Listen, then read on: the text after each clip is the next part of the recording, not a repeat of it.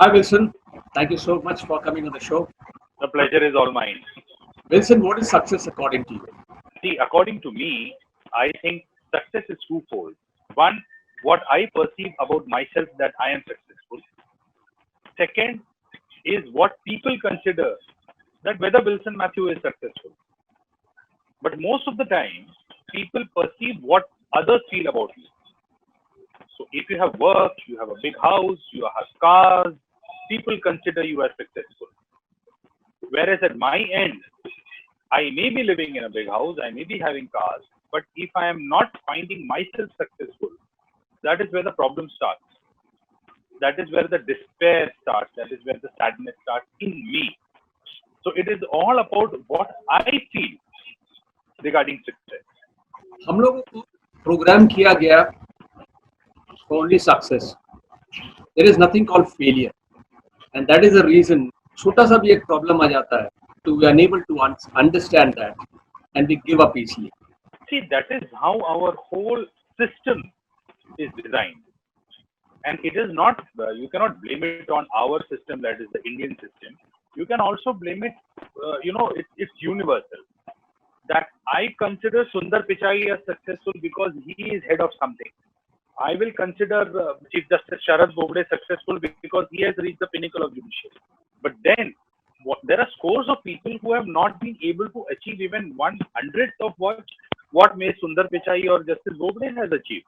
Whether that makes a person feel that I am of no use, the reason is all connected to his upbringing. I bring about anything to upbringing because we have a general pressure of performance. Our performance is marked. In my days, the schools carried marks. I'm getting 40 out of 50, or I'm getting 49 out of 50, or I'm getting 99 out of 100. So that mattered the most. Now it is CGPA. It's another way of telling that how good you are. Whether you're 9.6, whether you're 9 or 8, end of the day, what you perform is deciphered into numbers. And that number should be on the highest order. And this is the expectation of every person. I did not come in the merit of neither 10th or neither 12th. I scored well in LLB. I did excellent in LLM. But my entire success till I became a lawyer depended upon, how much Wilson got in 10th, how much Wilson got in 12th. So after I passed LLB, somebody asked me, how much did you score in LLB? And all the controversies were put to rest when I topped Masters of Law, LLM. So now I am designated as an intelligent fellow. Because that is what people have now felt, that yes, this guy is intelligent, this guy is successful, because everything has been reduced to numbers. So this is how we are all programmed. But yes, my view is different, so I may not inculcate the same numbering system into my son. I may also teach him that what do you mean by success, what do you mean by failure, how have to you handle success and how have to you handle failure. Because if I see everything in numbers regarding my success and my failure, I will naturally pass it on to my son. And he will also become, the same guy who will perceive his success in numbers. So anybody, any Tom, Dick and Harry outside his life can come and mess with his head saying that you don't have the numbers, so you're of no use. So inculcation of that little thought in a child's mind or a person's mind makes all the more difference of what success and failure is all about. Now, there is a differentiation of strong and weak character. There is no place for weak characters. Now, if I am a weak character, it's not my mistake. It's a journey for me. And then I start blaming myself because I'm a weak character. What's your exact point? My point is, why is it like that? I mean, we can coexist. You look at all the history of Indian movies or Hollywood movies. It is anything and everything about strong men and even strong women. How they are not weak, they are strong. They have a great presence of mind. They are brilliant. They are muscular. They are, impeccably brilliant. They can think in microseconds. We have been brought up in that way. So what happens? Much of the inculcation, the thought process that we carry is passively learned. We are not actually learning it. It is not active learning. It is purely passive learning. So the concept that a person arrives at of what is weak and what is strong is much to do about how he has learned and presumed these things passively. So the old saying, one of the most strong sayings that boys don't cry. Yeah. What does it mean? It means that boys are presumed to be strong so that they should not cry. And invariably and ignorantly, subconsciously, couple of times even I have told my son, don't cry like a girl. Because at the age of 45, I might have heard this 45, maybe 4.5 million times or 45 million times. I don't know. I might have read it so many places. I might have seen it so many places. There are movies said and songs, boys don't cry. So it is passively into me. I am not. Oh, I lost you. So I'm not discriminating. Yeah. Yeah, ready. Yeah.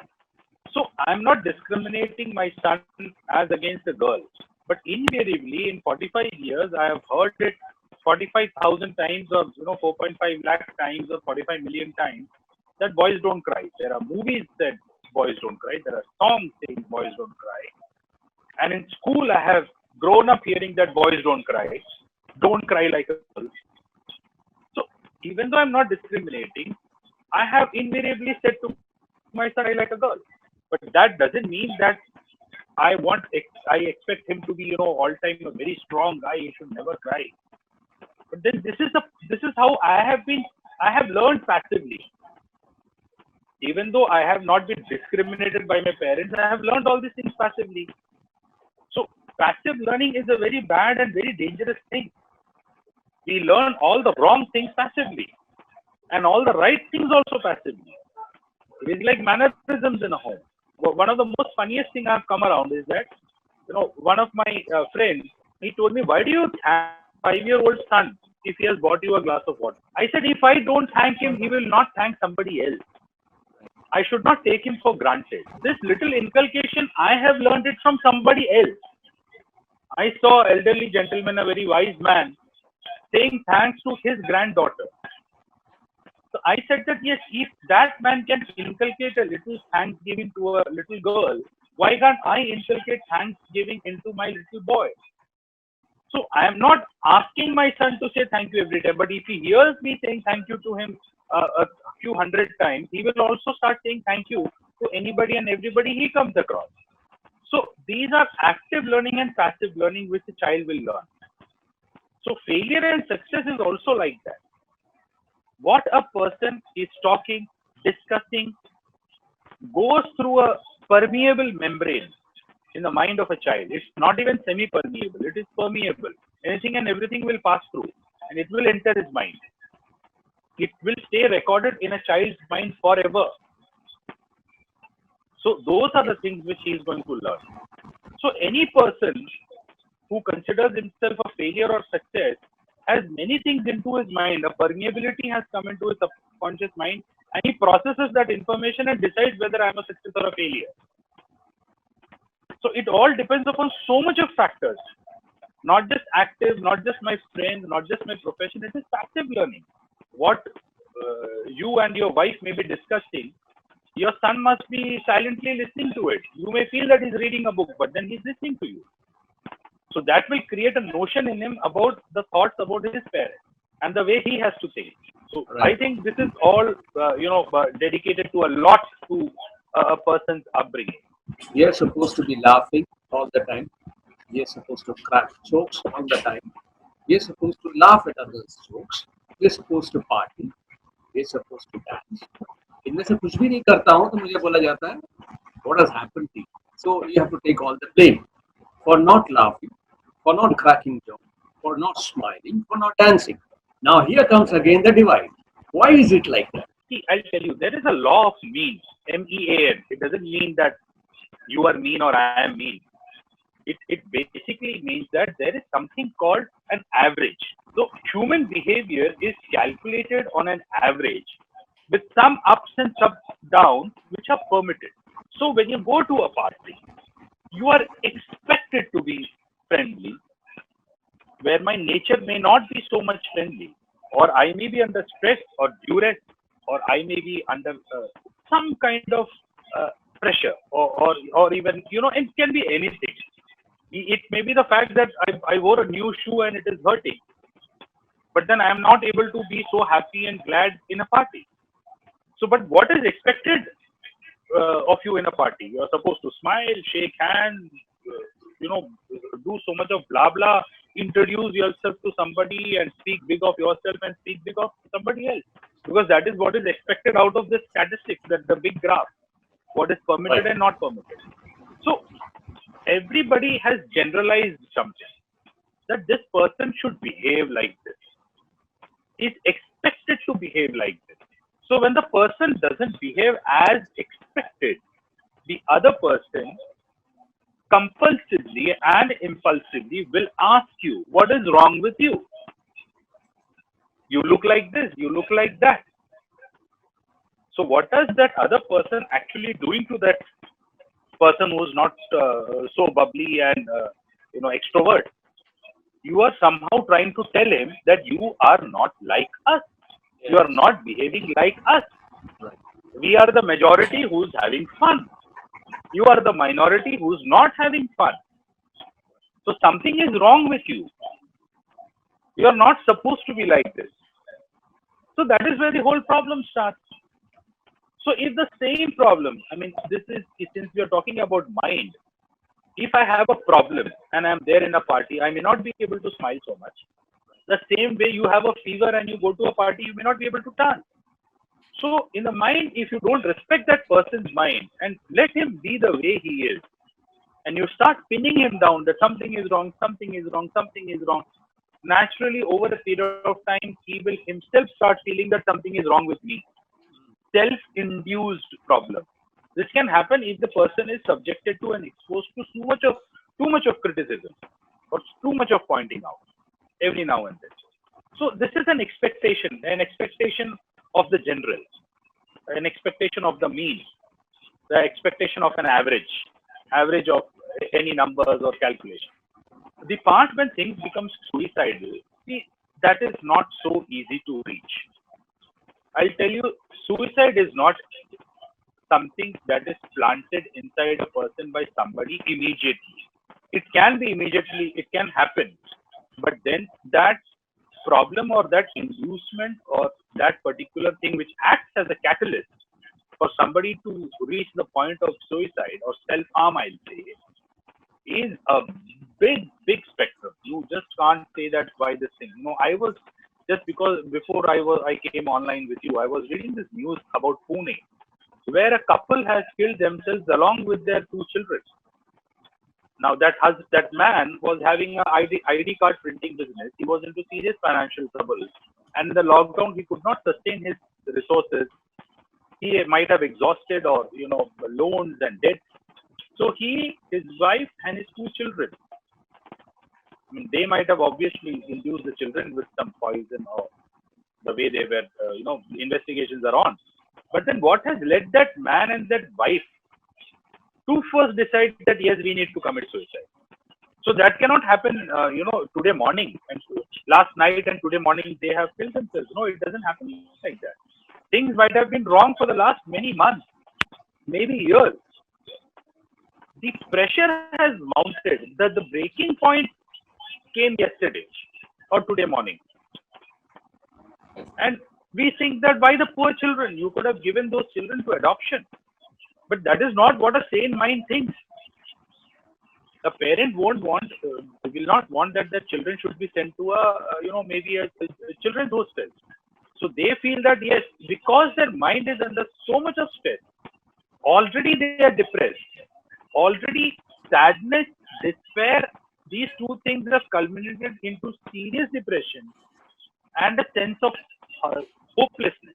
When the sense of hopelessness arises, that is when the big factor of actually trying to kill oneself starts.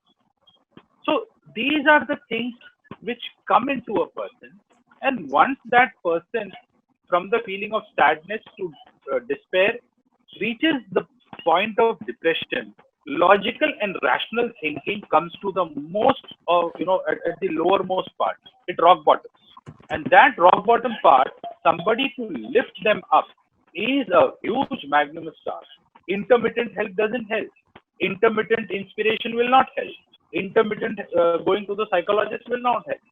So somebody has to continuously pursue and ensure that the person's spirit doesn't go beyond the point of hopelessness. But how do we achieve this? This is where the problem starts.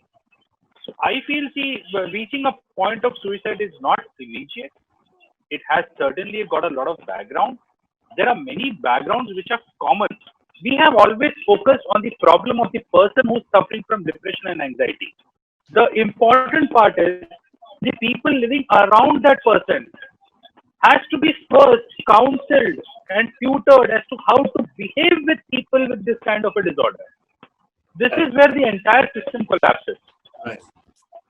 So if a person is suffering from a particular issue, an anxiety disorder, and if I get irritated because the person is crying every 2 hours, and I shout at that person that you are crazy, you are mad, or you are of good no use, you are like eating my head away, what are you pushing that person to?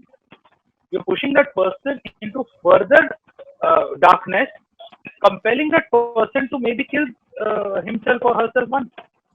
So first of all, we have a lot of big problem trying to tell people the difference between reaction to react and respond.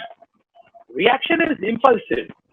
Response is something that you do after a thought, looking into the pros and cons, looking into the other side. That is when you respond.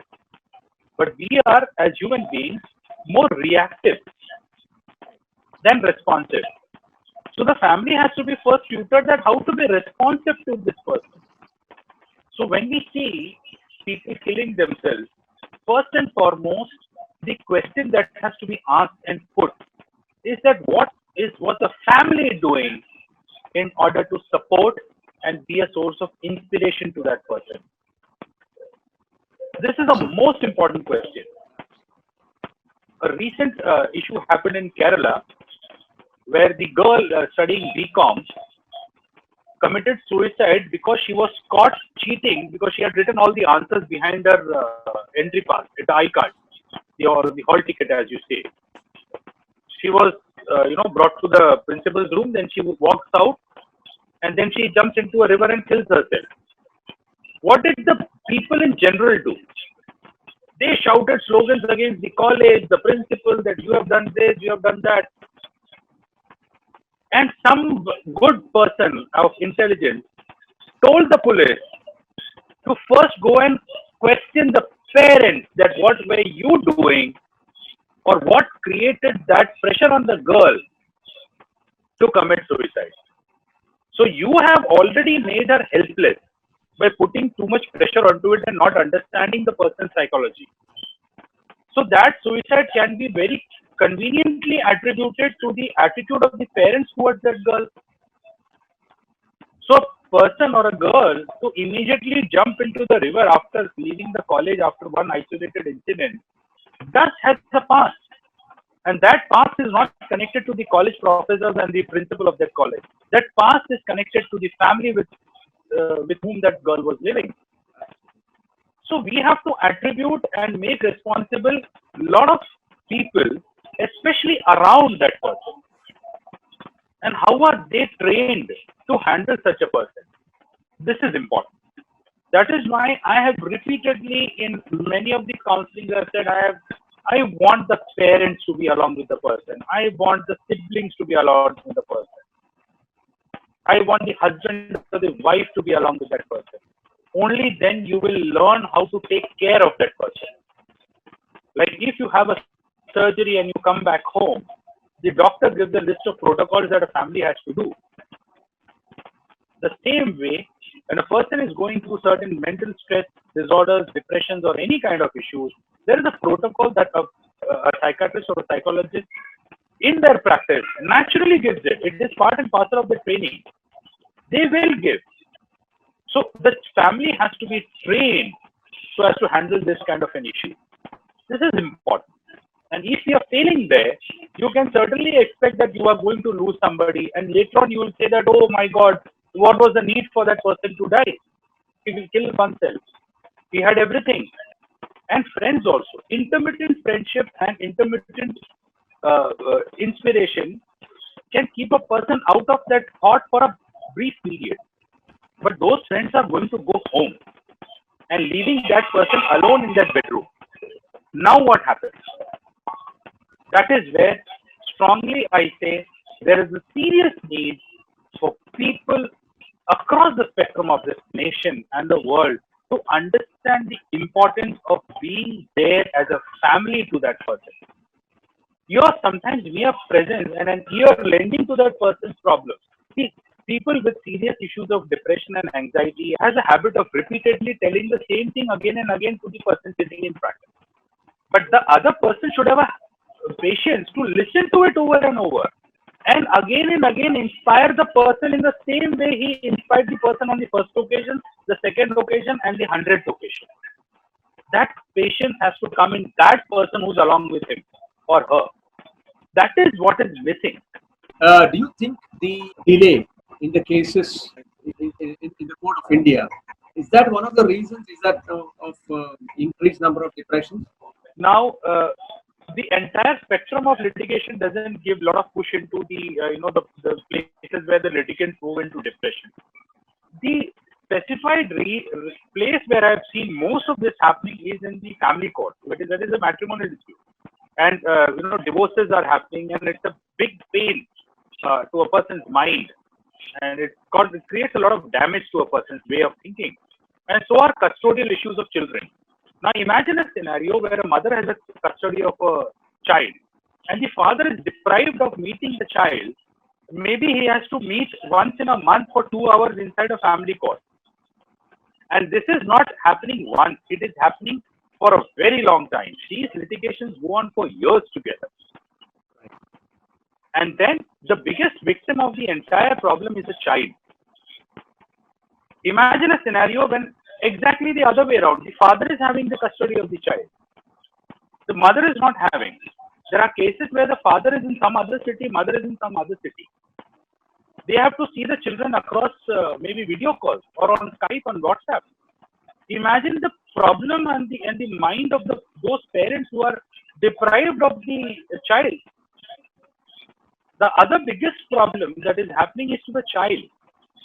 Apart from the depression and anxiety that is causing to the parents, the child itself, many cases or in most of the cases, the parent holding the custody of the child continuously poisons the mind of a child against the father.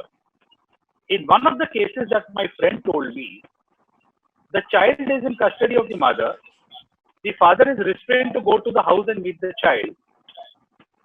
The mother does not give access to video calls to the father. So finally, when this man put up before the court that it's been 2 years I haven't seen and spoken to my child. And the child is calling his own father uncle. Can you imagine what damage is being caused to the child and to the entire scenario where these kind of things are happening? Now, if that father slumps into serious depression and gets suicidal thoughts and he kills himself, who are you going to blame? Are you going to blame the child because he has called you uncle? Or are you going to blame that the judiciary was so delayed, it did not allow, a meeting of the parents? Or do you blame it on the mother who has been continuously poisoning the child, that your father is of no use? Or the other way around, where the father says that your mother is bad. So, these are the places where bad is happening and with absolutely no control over things. Men accuse women of bad character left, right, and center in the family court. And in the most baddest and crass of language. It has to be a great misfortune for a little child to go to a family court garden and play.